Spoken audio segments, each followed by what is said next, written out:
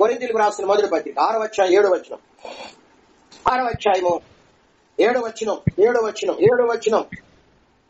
ఒకని మీద ఒకడు వ్యాజ్యమాడుట మీలో ఇప్పటికే కేవలం లోపం, అంతకంటే అన్యాయం సహించడం మేలు, దానికంటే మీ సొత్తులు అపహరించబడనిచ్చుట మేలు అని దేవుని వాక్యం తెలియజేస్తా ఉంది. అన్యాయాన్ని సహించటం క్రైస్తవ బిడ్డల్లో అది వారికి ఏంటి చెప్పండి? లోకానికైతే అన్యాయం చేయడానికి రెట్టింపు అన్యాయం చేయటం అది వాళ్ళకి మేలు. రక్షణ పొందిన క్రైస్తవ బిడ్డల జీవితంలో అన్యాయం నీకు ఎవడైనా చేస్తున్నాడా? నీ సొత్తు అపహరిస్తున్నాడా? నీ ముఖం మీద కాండ్రించి ఉమ్మివేస్తున్నాడా? నీ మీద అభాండాలు వేస్తున్నాడా? అన్యాయంగా నిన్ను గలిబిలి చేస్తున్నాడా? అయితే నువ్వు సహించు, అది నీకు మేలు అని బైబిల్ చెప్తుంది. కానీ సంఘంలో, క్రైస్తవ కుటుంబాలలో, కొరింథీయ సంఘంలో గ్రూపులు కడుతున్నారండి. గ్రూపులు కడుతూ ఉన్నారు. వాళ్ళల్లో వాళ్ళు జగడాలాడుకుంటూ, కక్షలో పక్కలో రేపుకుంటూ, గొడవలు పడుతూ, అయ్యో బౌల్ అంటున్నాడు, అసలు మీరెవరో మీకు తెలుసా? మీరు ఎంతటి విలువైన వారు మీరు ఎరిగితే ఈ తుచ్చమైన, నీచమైన, అల్పమైన వాటి కొరకు మీరు కొట్లాడరు. మీరెవరో మీకు తెలుసా? మీరు ఎంతటి విలువైన వారు ఆయన జ్ఞాపకం చేస్తున్నాడు. అసలు మీరు ఎవరో తెలుసా? మీరు పడిపోయిన దేవదూతలకు యేసయ్య సింహాసనం ప్రక్కన నీ సింహాసనం వేయబడి ఆ బెంచ్లో మీరు కూడా కూర్చొని యేసయ్య మీతో కూడా కలిసి సమాలోచన చేసి పడిపోయిన దేవదూతలకి, సువార్త ఎరగని వారికి, సువార్త లోబడిన వారికి, అంటే లోకానికి మీరు తీర్పు తీర్చేవారా బాబు? క్రీస్తు ఎక్కడ, మీరెక్కడ? 6 అడుగులు లేని మట్టి మానవులు సృష్టికర్త, విశ్వానికి యజమాని అనేటువంటి దేవునితో కలిసి సమాలోచన సభలో చేరి ఆ దేవదూతలకి, పడిపోయిన దేవదూతలకి, ఇదిగో ప్రధానమంత్రులకు, రాష్ట్రపతులకు, ఐఏఎస్ ఐపీఎస్లు కలిసి వాళ్ళందరికీ ఎడ్యుకేషన్ లేని ఒక ఏలుముద్రమైన నీవు తీర్పు తీర్చబోతున్నావు. దేవుని దృష్టిలో కావాల్సింది ఎడ్యుకేషన్ కాదు, ఉన్నతమైన విద్యార్హతలు కానే కాదు. ఎవరి హృదయ అంతరంగ స్వభావంలో దేవుని గొప్ప గుణాలు కలిగి ఉన్నారో అట్టివారే దేవుని దృష్టిలో విలువైనటువంటి వారు. చదవండి ఆ మాట. 1 పేతురు 3వ అధ్యాయం 4వ వచనం. 1 పేతురు 3వ అధ్యాయము 4వ వచనంలో మనము చదువుకుంటే, చదవండి 4వ వచనంలో మనము చదవగలిగినట్లయితే, నేను చదువుతున్నానండి, దేవునికి మహిమ కలుగునుగాక. 3వ అధ్యాయం 4వ వచనంలో, మీ సాధువైనట్టు మృదువునైనట్టు గుణమును అక్షయ అలంకారము గల మీ హృదయ అంతరంగ స్వభావము మీకు అలంకారంగా ఉండాలి, అది దేవుని దృష్టికి మిగుల విలువ. దేవుని దృష్టిలో ఎవరిమైన వాళ్ళు ఈ రోజుల్లో ఎవరు హయ్యర్ ఎడ్యుకేట్ అయితే లోకం దృష్టిలో అమ్మో ఎంత గొప్ప చదువుకున్నాడు కదండి, అది ఎంత చక్కగా ఇంగ్లీష్ మాట్లాడితే, అంటే సొంత భాష తెలుగు రాకపోయినా పర్వాలేదు కదండి. మన సొంత భాషలో మాట్లాడటానికి చాలా మందికి రాదు, కానీ పరాయి భాష మాట్లాడితే చాలా లోకానికి గొప్ప విలువైనటువంటి వ్యక్తి. కానీ ఈ పత్రిక రాస్తుంది ఎవరు? వేలుముద్ర పేతురు గారు రాస్తున్నాడు కదండి. పేతురు దేవుని దృష్టిలో ఏమైనటువంటి వాడు? ఈయన విద్య లేని పామరి అని పేతురును గురించి బైబిల్ తెలియజేస్తుంది. విద్య లేని పామరి, వేలుముద్ర, చేపలు పెట్టేవాడు, చాలా అటువంటి వ్యక్తి రాస్తున్న మాటలు ఏంటి అంటే, దేవుని దృష్టిలో ఎవరు విలువైనటువంటి వారు అంటే కదండి, కాండ్రించి ఎవరైనా నీ ముఖాన్ని ఉమ్మి వేశారా? తుడుచుకొని పో, మనసులో పెట్టుకోవద్దు, కక్షలు పెట్టుకోవద్దు, పగ సాధించొద్దు. ప్లెయిన్ హార్ట్ కలిగి ఉండే యేసయ్య ముఖం మీద కాండ్రించి ఉమ్మి వేశారు, ఆయన తుప్పుతులు కొట్టారు, అన్యాయంగా ఉంది. చూద్దామా? 1 పేతురు పత్రిక 2వ అధ్యాయం అనుకుంటాను, 17-18 నుండి అనుకుంటాను 21 వచ్చిన వరకు చూడండి. 1 పేతురు పత్రిక 2వ అధ్యాయం 19 నుండి, ఎవడైనాను అన్యాయంగా శ్రమ పొందు దేవుని గూర్చిన మనస్సాక్షి కలిగి దుఃఖం సహించిన ఎడల అది మేలు. తప్పిదమునకై దెబ్బలు తిన్నప్పుడు మీరు సహిస్తే, నువ్వు తప్పు చేసావు, నువ్వు నేరం చేసావు, నువ్వు దోషం చేసావు, దానికి నేను దెబ్బలు పెట్టారు, అప్పుడు నువ్వు సహిస్తే నీకేంటి ఘనం? మేలు చేసి బాధపడినప్పుడు మీరు సహించిన ఎడల, నువ్వు మేలు చేసే ఎదుటి వ్యక్తికి వాడిని అన్యాయంగా చూటుపోటు మాట్లాడుతున్నారు, దాన్ని నువ్వు సహిస్తే అది దేవునికి. ఇందుకు మీరు పిలువబడ్డారు. క్రీస్తు కూడా మీ కొరకు ఏం చేశాడు? బాధలు పడ్డాడు. మీరు తన అడుగుజాడలు యందు నడుచుకున్నట్లు మీకు మాదిరి ఉంచిపోయాడు.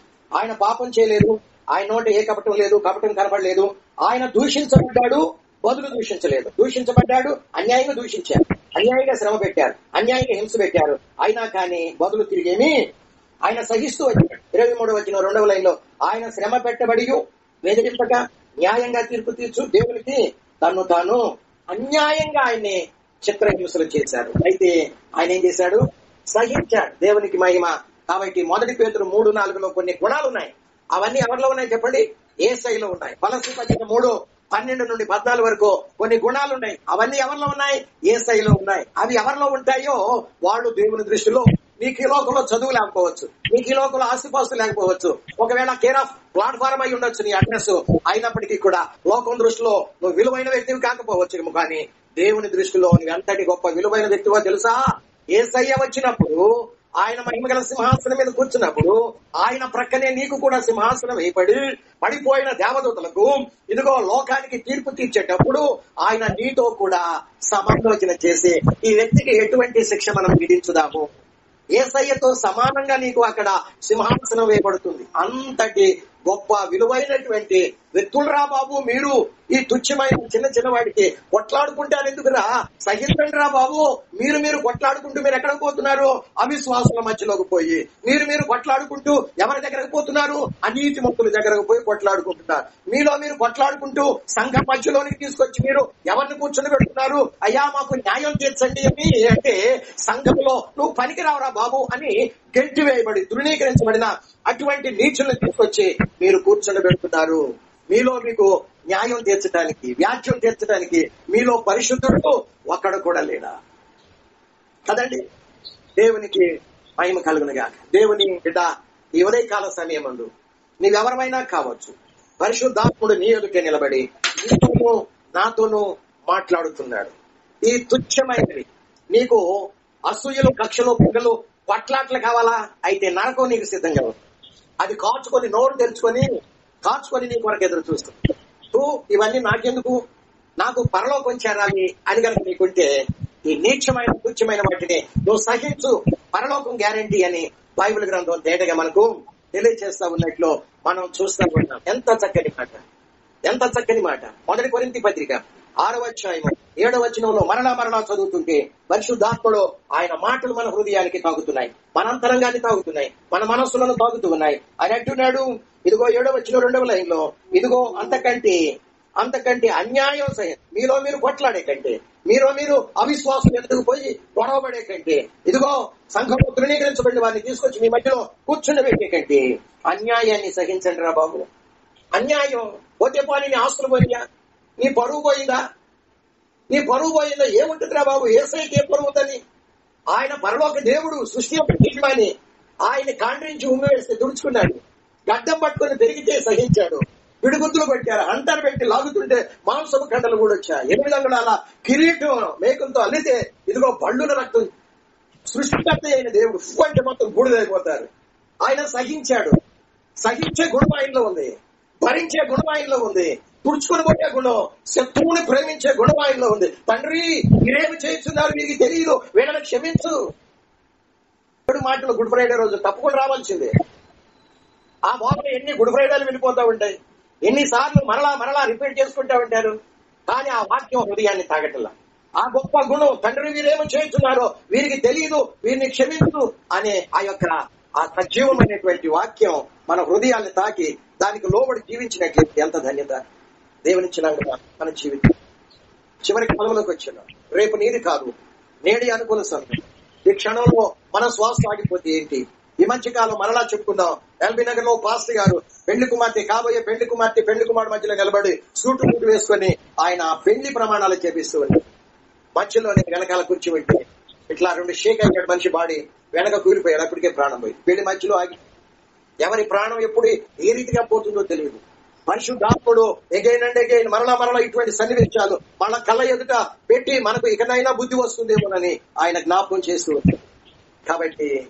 కాబట్టి రేపు నీది కాదు, మరో గంటకి ఏం జరగబోతుందో, మరో క్షణానికి ఏం జరగబోతుందో. కాబట్టి వాక్య వ్యతిరేకమైన జీవితం ఏదైనా గనక ఉంటే దాన్ని మన జీవితంలో నుండి బయటికి తొలగించుకోవాలి. చేదైన వేరు బైబిల్ చెప్తుంది. హెబ్రీ పత్రిక 12వ అధ్యాయం అనుకుంటాను, ఏ సేవ వంటి వ్యభిచారి అయినను భ్రష్టుడైనను మీ యందు ఉన్నాడేమో జాగ్రత్తగా చూసుకోండి అంటూ 12:15 హెబ్రీ పత్రికలో, మీలో ఎవడైనా దేవుని కృపను పొందకుండా తప్పిపోవనేమో అని చేదైన వేరు ఏదైనా మొలచి కలవరపరచుట వలన అనేకులు అపవిత్రులైపోదురు. చేదైన వేరు, ఇవన్నీ చేదైన వేరు.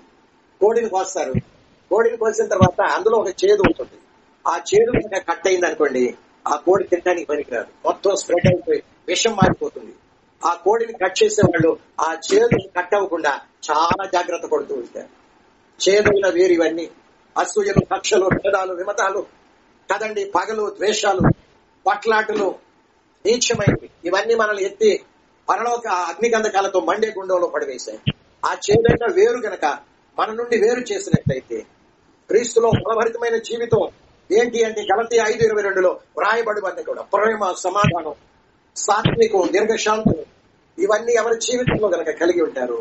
అట్టి వారిని కొనిపోయి పరలోకములో మహిమ గల సింహాసనం మీద యేసయ్య పక్కనే మనల్ని కూర్చుండబెడతాయని దేవుని వాక్యం తెలియజేస్తాం. ఎంత చక్కని మాట. అంతకంటే అన్యాయాన్ని అన్యాయం సహించటం అది మనకు మేలు.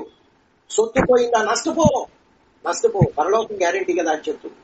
ఒక చిన్న సన్నివేశం నేను మీకు జ్ఞాపకం చేసి ముగించాలని ఇష్టపడుతున్నా. రండి, దినవృత్తాంతముల 2వ గ్రంథం 25వ అధ్యాయం. మీ తర్వాత చదువుకోండి. 5వ వచనం నుండి 9వ వచనం వరకు. యూదా ప్రజల మీద అమచ్య అనేవాడు రాజుగా ఉంటూ ఉన్నాడు. యూదా ప్రజలకు, ఎదోమీయులకు ఒకానొక సందర్భంలో యుద్ధం తటస్థించినప్పుడు యూదా ప్రజల మీద రాజుగా ఉన్నటువంటి అమచ్య తన సైన్యాన్ని లెక్క చూసుకుంటా ఉన్నాడు. లెక్క చూస్తే బలాఢ్యుల్లో అనేక మంది, బలాఢ్యులు 3 లక్షల మంది తేలారు. శత్రువుతో యుద్ధం చేయడానికి వెళ్ళేటప్పుడు నేను నా బలం సరిపోతుందా లేదా అని సమవుర్చి చూసుకుంటాను. తక్కువైతే ఆ బేరేజ్ వేసుకుని, తక్కువైతే ఎందుకైనా మంచిది కొంచెం ఎక్స్ట్రా తీసుకుని వెళదామని వాళ్ళు ఎరవ తెచ్చుకుంటారు. అమచ్య కూడా పెట్టేశారు. 3 లక్షల మంది బలాఢ్యులు ఉన్నారు సైన్యంలో. అయితే నాకంటే శత్రువు ఒకవేళ బలాఢ్యుడైతే వాడి చేతిలో మేము తుత్తునీలుగా నాశనం చేయబడతామేమో అని యూదారాజు అయినటువంటి అమచ్య ఏం చేశాడంటే ఇశ్రాయేలు ప్రజల్లో ఎఫ్రాయిమీయుల్ని 1,00,000 మంది సైన్యాన్ని ఆయన ఎరవ తెచ్చుకున్నాడు. ఎంతకి అంటే 200 మణుగుల వెండికి వాళ్ళని బాడుగకు కుదుర్చుకుని, అబ్బాయి మీరు మాతో కలిసి యుద్ధానికి వస్తే 200 మణుగుల వెండి మీకు ఇస్తామని బాడుగకు కుదుర్చుకుంటే సరే అంటే సరే అనుకుని ఆయన యుద్ధానికి వెళ్ళబోతుంటే అంతలోకి దైవజనుడు రాజు గారికి ప్రత్యక్షమయ్యాడు. ప్రత్యక్షమై ఏమంటున్నాడో చూద్దామా. దినవృత్తాంతముల 2వ గ్రంథం 25వ అధ్యాయము 5వ వచనములో అంటున్నాడు. 7వ వచనంలో దైవజనుడు ఒకడు అతని యొద్దకు వచ్చి, రాజా, ఇశ్రాయేలు వారి సైన్యాన్ని మీతో కూడా, జాగ్రత్తగా వినాలి ఈ వాక్యాన్ని, ప్రతి ఒక్కరూ వినవలసినటువంటి వాక్యమే. ఇశ్రాయేలు వారి సైన్యాన్ని మీతో కూడా తీసుకుని పోవద్దు. యెహోవా ఇశ్రాయేలు వారకు ఎఫ్రాయిమీయులలో ఎవరికి తోడుగా ఉండడు. చక్కని మాట్లాడి ఎవరిని పడితే వాళ్ళను మన వెంట తీసుకుని పోయామంటే నష్టపోయేది మనమే. దేవుడు స్పష్టంగా తేటగా ఆయన చేతిలో నిలిచినటువంటి ఆయన బిడ్డలతో ఆయన తేటగా మాట్లాడతాడు. దేవుని బిడ్డ, ఫలానా వ్యక్తి శాపగ్రస్తుడు, ఫలానా వ్యక్తి ఐరన్ లెగ్గో, ఫలానా వ్యక్తికి దేవుడు తోడుగా ఉన్నాడు కాబట్టి ఆ వ్యక్తిని నీ వెంట తీసుకుని వెళ్ళినా, నువ్వు ఆ వ్యక్తి వెంట వెళ్ళినా కానీ చివరికి వాడికున్న శాపగ్రస్తం నీ మీదకి వస్తుంది, వాడితో పాటు నువ్వు కూడా సర్వనాశనం అవుతావు అని అందరితో మాట్లాడు దేవుడు. దేవుని వాక్యానుసారంగా ఎవడైతే జీవిస్తూ కొన్ని పొరపాట్లు ఇలాంటివి చేయడానికి పూనుకుంటారో అలాంటి వారు నష్టపోకుండా ఉండాలని దేవుడు తన సేవకుల ద్వారా కానీ, లేకుంటే బైబిల్ చదివేటప్పుడు కానీ, లేకుంటే వాక్యం వినేటప్పుడు కానీ, లేకుంటే కళల ద్వారా, దర్శనాల ద్వారా కానీ దేవుడు స్పష్టంగా మాట్లాడతాడు, తేటగా మాట్లాడతాడు. ఆయన బిడ్డలు నష్టపోవటం ఎంత మాత్రం సుధారణ ఆయనకి ఇష్టం లేనే లేదు. కాబట్టి ఏదో ఒక రూపాన దేవుడు నీతో మాట్లాడుతున్నప్పుడు పెడ చెవిని పెట్టకూడదు, మూర్ఖంగా ప్రవర్తించకూడదు. ఆయన స్వరానికి మనం ఏం చేయాలి? లోబడాలి. ఇదే జరుగుతుంది ఇక్కడ. యూదారాజు అయినటువంటి అమచ్యతో దైవజనుడు వచ్చి, రాజా, వాడు శాపగ్రస్తులయ్యా బాబు, ఎఫ్రాయిమీయులు అనే వాళ్ళు దేవుడు వాళ్ళకి తోడుగా ఉన్నాడు కాబట్టి పోయి వాళ్ళ శాపగ్రస్తుల్ని నీ వెంట తీసుకుని వెళుతున్నావు కాబట్టి నిశ్చయముగా ఓడిపోతావు. ఈయనేమి మానవ ఆలోచన వేరు, దేవుని ఆలోచన. కాబట్టి కదండి, ఎఫ్రాయిమీయులు ఎవరు? ఇశ్రాయేలీలో ఎఫ్రాయిము అనేవాడు ఒక గోత్రం. ఆ గోత్రీయులు ఎఫ్రాయిమీయులకు దేవుడు ఎందుకు తోడుగా ఉండడం గతంలో మనం చాలాసార్లు చెప్పుకున్నాం. వారు శాపగ్రస్తుల్ని మనం ఎంత దేవుల్లో ఉన్నప్పటికీ కూడా కొన్నిసార్లు మనం చేయకూడని ఇటువంటి పొరపాటులు చేయటానికి పూనుకుంటావు, నష్టపోతా ఉంటావు. అయితే నువ్వు దేవుని వాక్యానుసారంగా దేవునికి విధేయుడమై నడుచుకుంటూ ఉండగా నువ్వు నష్టపోవటం దేవునికి అంత మాత్రం ఇష్టం లేదు. కాబట్టి దేవుడు ఏదో విధంగా నీతో మాట్లాడతాడు. కాబట్టి నువ్వు దానికి ఏం చేయాలి? లోబడాలి. దేవునికి, దేవుని వాక్యానికి లోబడటం. అందులో నీకేముంది? మేలుంది. అందులో నీకేముంది? ఆశీర్వాదం ఉంది. అందులో నీకేముంది? గొప్ప దీవెన ఉంది. కాబట్టి యోధారాజు కూడా 3 లక్షల మంది మాకు సైన్యం ఉన్నారు, బలాఢ్యులు. ఎందుకైనా మంచిది, ఏదో మీరు యుద్ధానికి వెళ్ళేటప్పుడు కొంచెం ఎక్కువగా బలాఢ్యులు తీసుకుని వెళ్తే అది మాకు తప్పకుండా విజయాన్ని ఇస్తుంది అని మానవాలోచన ప్రకారం చేసి ఏం చేయటం మొదలు పెట్టాడు. 200 మణుగులకు వాడుకకు కుదుర్చుకొని ఇశ్రాయేలు వారిలో ఎఫ్రాయిమీయుల్ని వెంట తీసుకుంటానికి ప్రిపేర్ అవుతూ ఉండగా దేవుడు తన సేవకులు పంపించి మాటలో అమర్చాతో పలుకు అన్నప్పుడు ఆ సందర్భంలో ఒకవేళ నువ్వు దేవుని మాట కాదని నువ్వు అనుకుంటున్నా 3 లక్షల మందికి 1 లక్ష యాడైతే 4 లక్షల మంది అవలేలుగా గెలిచేస్తావు ఏదో వీళ్ళ మీద అనుకుంటూ ఉండొచ్చు. నీ ఆలోచన, మానవ ఆలోచన వేరు, దేవుని ఆలోచన. బైబిల్లో దీన్ని మొయ్యకుండా ఒక మాట చదువుకుందాం. యెషయా గ్రంథం 55వ అధ్యాయం అనుకుంటాను. యెషయా గ్రంథము 55వ అధ్యాయము అనుకుంటాను కదండి. ఎక్కడుందా మాట? 8వ వచనం. దేవుడైన యెహోవా మాట్లాడుతున్నాడు. నా తలంపులు మీ తలంపులు వంటివి, మీ త్రోవలు నా త్రోవల వంటివి కావు. ఆకాశములు భూమికి పైన ఎంత ఎత్తుగా ఉన్నవో నీ మార్గముల కంటే నా మార్గములు, నీ తలంపుల కంటే నా తలంపులు ఎత్తుగా ఉన్నవి. ఆదుగో. దేవుడు ఆలోచన ఇస్తున్నప్పుడు మనం ఏం చేయాలి? లోబడాలి. అది ఎవరి క్షేమం కోరి, ఎవరి మేలు కోరి, ఎవరికి ఆశీర్వాదం కోరి, ఎవరు నష్టపోకుండా ఉండాలని నీ నా క్షేమం కోరి. దేవునికి మహిమ కలుగును గాక. దేవునికి స్తోత్రం. సామెతల గ్రంథం 16వ అధ్యాయము 25వ వచనంలో ఒక మాట వ్రాయబడి ఉంది. దేవుని తలంపులకు, ఆలోచనలకు, దేవుని వాక్యానికి కనుక నువ్వు లోబడకుండా నీవు నీ కొరకు ఒక మార్గాన్ని ఎంచుకుంటే పొదుపు అది నేను ఎక్కడికి తీసుకుని వెళ్తుంది?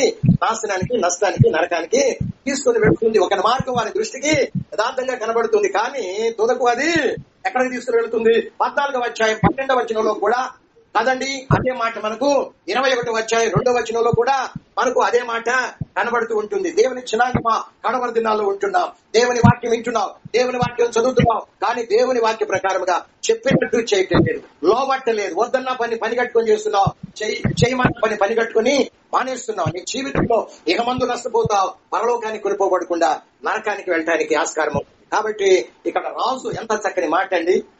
అక్కడ దైవజనుడు అంటున్నాడు, దినవృత్తాంతం 2వ గ్రంథం, ఒకవేళ నువ్వు వెళ్తే నష్టపోతావు. నువ్వు అనుకుంటున్నావు 4 లక్షల మంది ఉన్నారు, వాళ్ళకంటే అధిక సంఖ్యలో మేము సైన్యాన్ని కలిగి ఉంటున్నాం, కాబట్టి అవలేలుగా మేము గెలుస్తాము అని చెప్పి నీ తలంపులు, నీ ఆలోచనలు, మానవ ఆలోచన ప్రకారం నువ్వు వెళుతూ ఉండవచ్చు. కానీ అలాగ వెళ్లాలని కనుక ఉంటే, దేవుని మాట కాదని వాళ్ళని తీసుకెళ్ళడానికి నష్టపోతావు అంటున్నాడు. అలా కాదని నీ మానవ ఆలోచన ప్రకారం వెళ్లాలనుకుంటే వెళ్ళు, చివరికి తుత్తునేలుగా మీరందరూ నరకబడతారు. అంటే ఆ సందర్భంలో రాజు అయిన అమధ్య ఏమంటున్నాడు అంటే 9వ వచనంలో అమధ్య దైవజనులను చూచి, ఇశ్రాయేల్ వారి సైన్యం వాళ్ళకి నేను ఇచ్చిన 200 మణుగుల వెండి ఏం చేయాలి అని అడిగినందుకు దైవజనుడు అంటున్నాడు, నష్టపోవయ్యా బాబు, నీకు కావాల్సింది ఏంది? నువ్వు ఎందుకు ఇచ్చే వాళ్ళకి 200 మణుగులు వెండి? వాళ్ళని 1,00,000 మందిని వాడుకు కుదుర్చుకుని ఎందుకు ఇచ్చావు? నువ్వు విజయం పొందడానికి కదా. దేవుడు నా ద్వారా నీతో మాట్లాడుతున్నాడు. ఏమని? ఆ 200 మణుగులు నష్టపో, విజయమే కదా నీకు కావాల్సింది. విజయం నీకు కరెంటి, వాళ్ళని తీసుకెళ్తే నీకు విజయం అనుకుంటున్నావు. అప్పుడు 200 మణుగులు పోతాయి, వెండి పోతాయి, నువ్వు ఓడిపోతావు. కాబట్టి దేవుని మాట వింటే, వాళ్ళని తీసుకెళ్లకుండా ఉంటే, అక్కడ అంటాడు నీకు విజయం గ్యారంటీ. ఇందాక అక్కడ ఏమంటాడు పౌలు? అన్యాయాన్ని సహించు, నీకు పరలోకం గ్యారంటీ.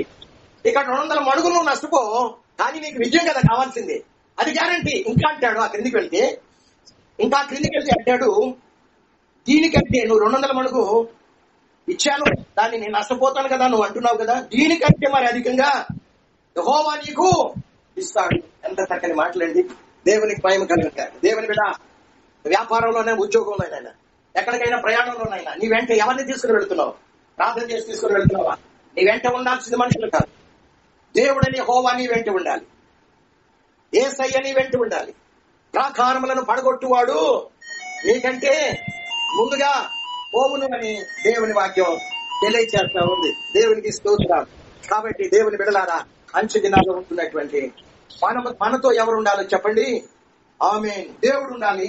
దేవుని ప్రజలైన ఆశీర్వదించబడినటువంటి బిడ్డలు మన వెంట ఉంటే మనకు ఆశీర్వాదం. కానీ ఇదిగో శాపగ్రస్తులైన వాళ్ళు కనుక మన వెంట ఉన్నట్లయితే మనము పలు రకాలుగా నష్టపోతామని పరిశుద్ధ గ్రంథం తెలియజేస్తా ఉంది. చాలా మంది అంటే మనకు చాలా ఇష్టం. అబ్బా, ఆ వ్యక్తిని నా వెంట తీసుకుని వెళదాం, ఆ వ్యక్తి నా వెంట ఉంటే నాకెంతో ఆశీర్వాదం, అబ్బా చక్కగా తీగా మాటలు చెప్పగలరు అని మనం ఏం చేస్తా ఉంటాం? మానవాలోచన గాను వాళ్ళు శాపగ్రస్తులని బైబిల్ చెప్తుంది కదండి. వాళ్ళు మన వెంట ఉంటే పలు రకాలుగా నష్టపోతా ఉంటాం. కొంతమంది మన వెంట ఉంటే మనం నష్టపోవడానికి ఆస్కారం ఉంది. మరి కొంతమంది మన వెంట ఉంటే మనకు ఆశీర్వాదాలు. ఒక మాట చదివి ముగించుకుందాం, టైం అయిపోయింది. ఆదికాండం 39వ అధ్యాయం మనందరికీ తెలిసిన వాక్యం. యోసేపు ఎవరి ఇంట ఉన్నాడు కదండి? ఐగుప్తీయుడైనటువంటి పోతీఫరు ఇంట ఉన్నాడు. అయితే దేవుని వాక్యం చెప్తుంది, ఆదికాండం 39వ అధ్యాయం 2వ వచనంలో, యెహోవా యోసేపునకు తోడై ఉండిన గనక. అక్కడేమనుంది? దీన్ని ముయ్యకుండా దినవృత్తాంతాల 2వ గ్రంథం 25వ అధ్యాయము కదండి 7వ వచనం 3వ లైన్లో 2వ లైన్లో, ఇశ్రాయేలు వారి సైన్యాన్ని నీతో కూడా తీసుకుని పోవద్దు, యెహోవా ఇశ్రాయేలు వారగు ఎఫ్రాయిమీలో ఎవరికినే తోడుగా ఉన్నాడు. శాపగ్రస్తులు వాళ్ళు కదండి. ఆ శాపగ్రస్తులు ఐరన్ లెగ్గులు మన వెంట ఉంటే మనకు ఉన్నది పోతే ఉంచుకున్నది. మనం అనుకుంటాం వాళ్ళు మన వెంట ఉంటే అబ్బా మనకు వచ్చి పడతా ఉంటాయి అనుకుంటా ఉంటాం. దేవునికి మహిమ కలుగును కాదు. వాళ్లతో దేవుడు ఉండడు. కానీ ఇక్కడ ఎవరితో దేవుడు ఉన్నాడు? ఆదికాండం 39:2లో, యెహోవా యోసేపునకు తోడై ఉండెను గనక అతడు వర్ధిల్లుచు ఎవరింటి ఉన్నాడు? తన యజమానుడకు ఐగుప్తీయుని ఇంట యెహోవా అతనికి తోడై ఉండెననియు అతడు చేసినదంతా అతని చేతులు యెహోవా సఫలం చేస్తున్నాడని ఎవరు గమనిస్తున్నారు? అన్యుడైన యజమాని. ఆహా, ఈ వ్యక్తి నా ఇంట్లో కాలు పెట్టినప్పటి నుండి ఎక్కడెక్కడ వర్ధిల్లుతున్నాను? నా ఇంట్లో వర్ధిల్లుతున్నా, పొలంలో వర్ధిల్లుతున్నా. వాడు ఎక్కడ అడుగు పెడితే అక్కడ వర్ధిల్లు. కారణం ఏంటి? వాడికి దేవుడు తోడై ఉన్నాడు కాబట్టి వాడిని బట్టి దేవుడు నన్ను, నా కుటుంబాన్ని, నా పొలంలో పంటని, నా వ్యాపారాన్ని, నా ఉద్యోగాన్ని అన్నింటినీ ఆశీర్వదిస్తున్నాడు అనే సంగతి ఒక అన్యుడైనటువంటి వాడు గమనిస్తా ఉన్నాడు. 5వ వచనంలో మనం చదువుకుంటే, అతడు తన ఇంటి మీదను తనకు కలిగిన అంతటి మీదను అతని విచారణకర్తగా నియమించిన కాలం మొదలుకొని యెహోవా యోసేపు నిమిత్తం, ఎవరి నిమిత్తం అండర్లైన్ చేసుకోండి, రౌండ్ ఆఫ్ చేయండి, ఎవరి నిమిత్తం? యెహోవా యోసేపు నిమిత్తం ఆ ఐగుప్తీయుని ఇంటిని ఆశీర్వదించెను. యెహోవా ఆశీర్వాదం ఎక్కడెక్కడ ఉందంట? ఇంటిలోను, ఐగుప్తీయుడైనటువంటి పోతీఫర్ ఇంట్లోను, వాడి పొలంలోను, వాడు కలిగిన సమస్య మీదను దేవుని ఆశీర్వాదము ఉంది అని బైబిల్ గ్రంథం తెలియజేస్తుంది. కాబట్టి ఒకే ఒక్క మాట చదివి మనం ముగించుకుందాం. తిమోతికి రాసిన 2వ పత్రిక 2వ అధ్యాయం 26వ వచనం 1, 2, 3, 4, 5, 6వ వచనంలో 6వ లైన్లో 26వ వచనం 6వ లైన్లో జగడమాటగా మనకు పరలోకం గ్యారంటీ ఉంది. ఎవడైనా నిన్ను సూచిస్తున్నాడా? అన్యాయంగా నేరాలు మోపుతున్నాడా? నిన్ను సూటిపోటు మాట్లాడుతున్నాడా? ఎవరైనా కానీ నిన్ను శిక్షిస్తున్నాడా? ఇదిగో ఆర్థికంగా మానసికంగా నిన్ను కృంగదీసి నష్టపరుస్తున్నాడా? పర్వాలేదు, సహించు, భరించు. పరలోకం గ్యారెంటీ. వాడు 1 గంట నువ్వు 4 గంటవా? వాడు 4 గంట నువ్వు 8 గంటవా? వాడు నీకు 10,000 నష్టపరిస్తే నువ్వు 1,00,000 నష్టపరుస్తానని చూస్తున్నావా? అది దేవుల్లో ఉన్న గొప్ప గుణం కాదు, ఆయన లక్షణమే కాదు. అది అపవాది లక్షణం, అది సాతాను లక్షణం. వాడు నన్ను ఇట్లా అంటున్నాడు, నేను ఊరుకుంటేనా? వాడిని 10 అననా? వాడు నాకు నష్టం కలిగించాడు, వాడిని ఏ రూపంలో ఇంకా 10 రెట్లు నేను నష్టం కలిగించాలని నువ్వు కక్షలు పెట్టుకుని పగలు సాధిస్తూ కనుక పెట్టి నీ ప్రయాణం కన్ను మూస్తే తెరిచేది అగ్ని గంధకాలతో మండి. యేసయ్యే సహించే గొప్ప గుణం ఆయనలో ఉంది.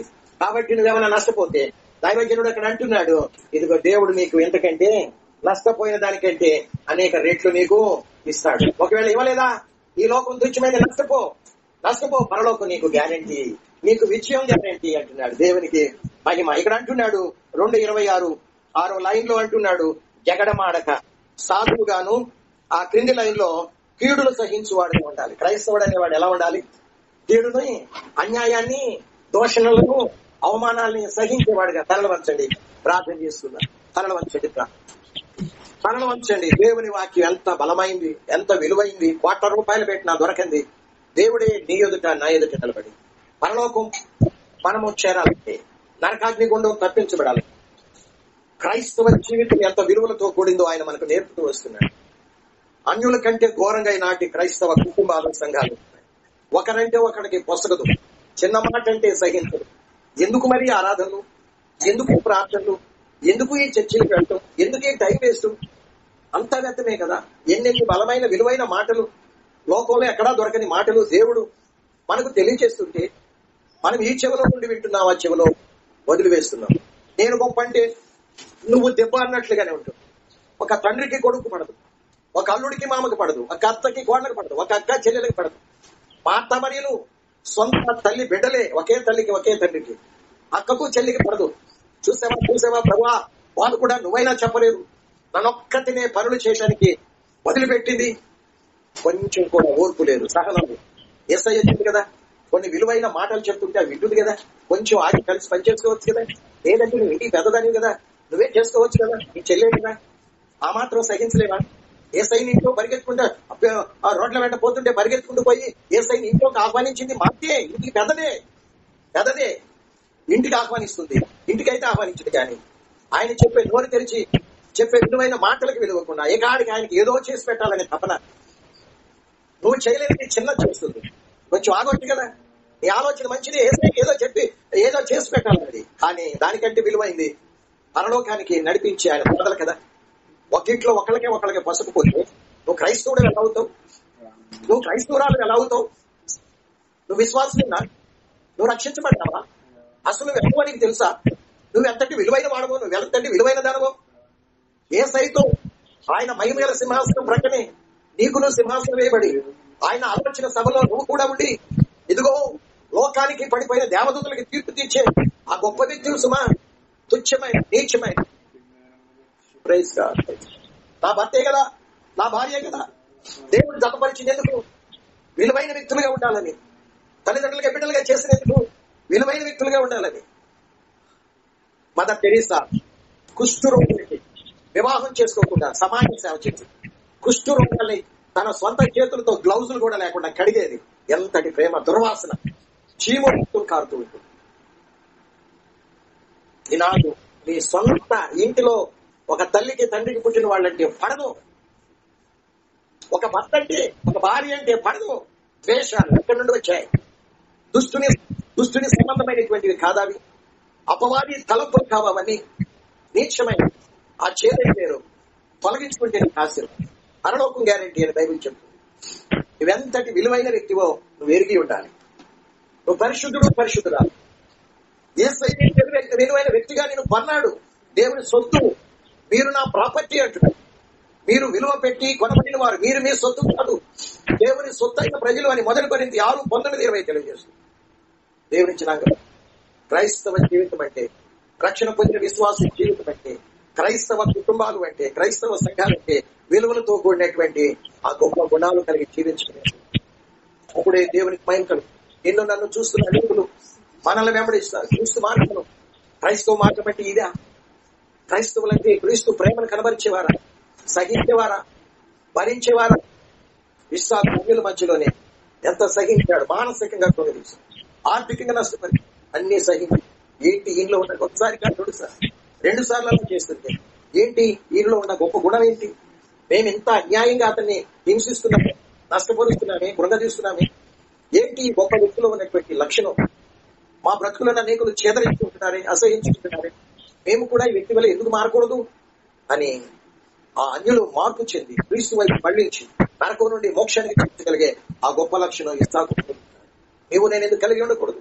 ఎంతకాలం ప్రజలు అసహించుకునే ఆ అపవాది సంబంధమైన నీచ బ్రతుకు, రోట పుట్టడం లేదా, అసహ్యం లేదా, కుష్ఠరోగం కంటే ఘోరమైనటువంటిది కదా ఆ దుష్ట లక్షణం. ప్రభు త్వరగా వస్తున్నాడు. ఈ క్షణంలో వస్తే ఈ నా బ్రతుకు ఎక్కడికి ప్రయాణం? ఒకసారి విలువబడితే నరకానికే కదా. లేక ఈ క్షణంలో మన ఊపిరి ఆగిపోయింది అనుకో, మన ఆత్మ ఎక్కడికి ప్రయాణం? జీవితాన్ని పరిశీలన చేస్తుంది. అమర్చి అంటున్నాడు, ఇదిగో వాళ్ళని నా వెంట తీసుకుని వెళ్ళద్దు, ఎందుకంటే వాళ్ళతో దేవుడు ఉండడు కాబట్టి. నువ్వు అలా తీసుకుని పోవాలనుకున్నా వెళ్ళు. నీ 200 మణుగులు వెండితో పాటు నీవు వాటమి పొంది ఇదిగో ఓడిపోయి తిరిగి వస్తావు. కానీ మరి నేను ఇచ్చిన దాన్ని ఇచ్చేయమంటావు, నష్టపో. ఆయన నష్టపోనిచ్చే దేవుడు కాదు, నీకు అంతకంటే రెట్టింపిస్తాడు. నష్టపోయినా పర్వాలేదు, కానీ పరలోకం నీకు విజయం గ్యారెంటీ. నీకు కావాల్సింది అదే కదా. అందుకే కదా వాళ్ళని తీసుకుని వెళ్తాం. మన వెంట ఎవరిని తీసుకుని వెళ్తున్నాం? శాపగ్రస్తులనా, దేవుడు తోడుగా ఉండని వారినా, ఎవరిని నీ వెంట తీసుకుని వెళ్తున్నాం? యోసేపు లాంటి వ్యక్తులు మన వెంట ఉండాలి. యోసేపు లాంటి వ్యక్తులు ఆశీర్వదించబడేవారు. దేవుడు అలాంటి వారికి తోడై ఉంటాడు. అలాంటి వ్యక్తులు కనుక మన వెంట ఉంటే మనకు ఆశీర్వాదం ఉంటుంది, గొప్ప ఆరోగ్యం ఉంటుంది, గొప్ప ఆనందం ఉంటుంది. మానసికంగా, ఆధ్యాత్మికంగా, భౌతికంగా అన్ని రంగాల్లో మనకు అట్టి వారిని బట్టి మనకు ఆశీర్వాదం. శాపగ్రస్తుల్ని దేవుడు వద్దన్నా నీ వెంట తీసుకుని పోతే అన్ని విధాలుగా నష్టపో. ప్రార్థన చేసుకుందాం.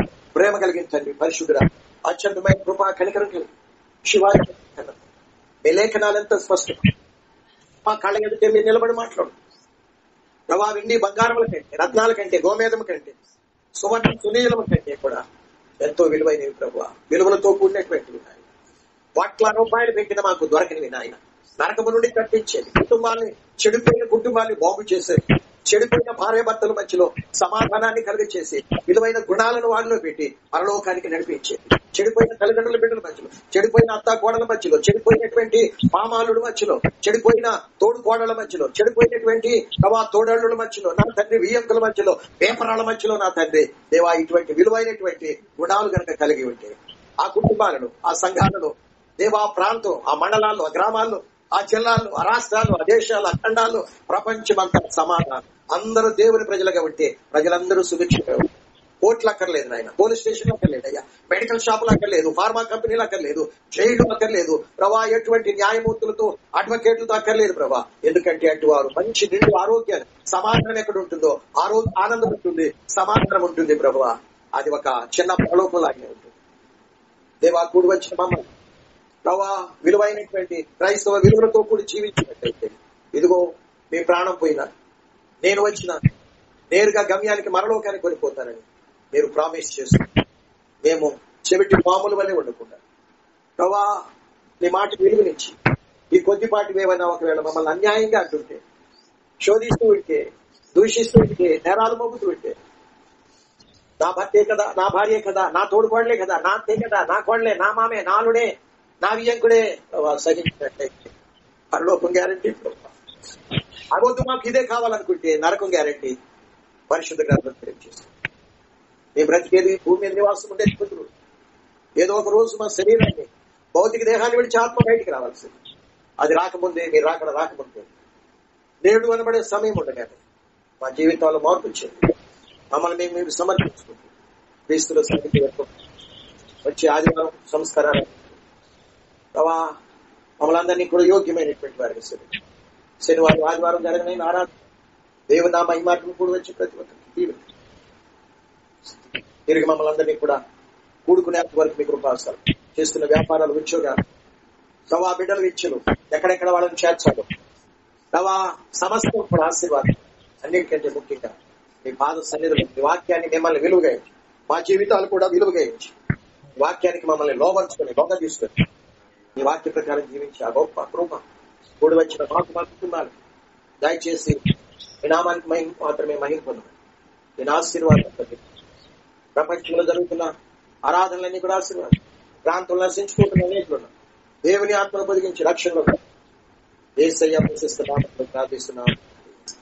దేవుని ప్రేమ, మన ప్రభువును, మన రక్షకుడు యేసు క్రీస్తు వారికి పరిశుద్ధాత్మ సహోదరు ప్రపంచంలో ఉన్న సకల పరిశుద్ధులు, ప్రాముఖ్యంగా కూడి వచ్చిన మనకు కుటుంబాలు సదా తోడై ఉండి నడిపించును కాక.